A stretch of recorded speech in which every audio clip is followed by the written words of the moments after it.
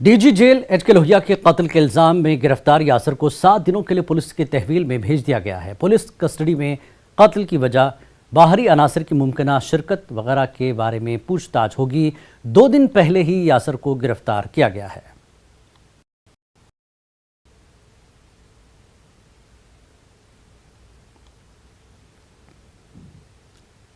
और DG jail HK Lohia के कत्ल को लेकर कई सवालात उठ रहे हैं और उन तमाम सवालों के जवाब जानने के लिए जम्मू कश्मीर पुलिस अब यासर से जम्मू के धवाना पुलिस स्टेशन में पूछगछ कर रही है। आपको बता दें कि डीजी जेल एचके लोहिया के कत्ल का मामला मरकजी मुलजिम यासर को जम्मू कश्मीर पुलिस ने पाक भारत सरहद कानाचक से गिरफ्तार किया था।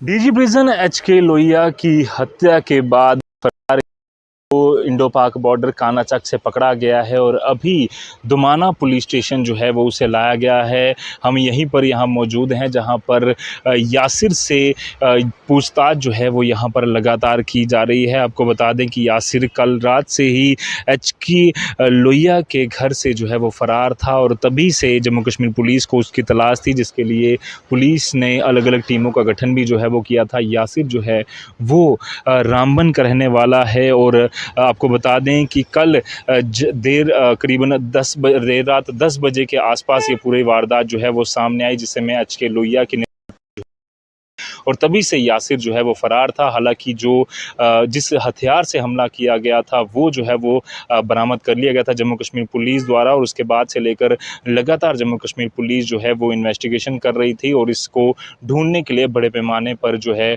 वो छानबीन की जा रही थी और उसी में जम्मू कश्मीर पुलिस को इंडो पाक बॉर्डर कानाचक से बड़ी कामयाबी मिली और फिलहाल के लिए दुमाना पुलिस स्टेशन में यासिर को रखा गया है, जहाँ पर आला अधिकारी जम्मू कश्मीर पुलिस के उससे पूछताछ कर रहे हैं कि ये क्यों किया इसने और क्या कुछ इसके पीछे पूरी वजह थी। न्यूज़ 18 जम्मू कश्मीर लद्दाख के लिए दुमाना से मैं रजत बोरा। और 16 के 50 होने पर फौज की तरफ से रैली निकाली गई। ये रैली 2 अक्टूबर को नगरोटा से रवाना हुई। 700 किलोमीटर का सफर तय करने के बाद 14 तारीख को ये रैली मुकम्मल होगी।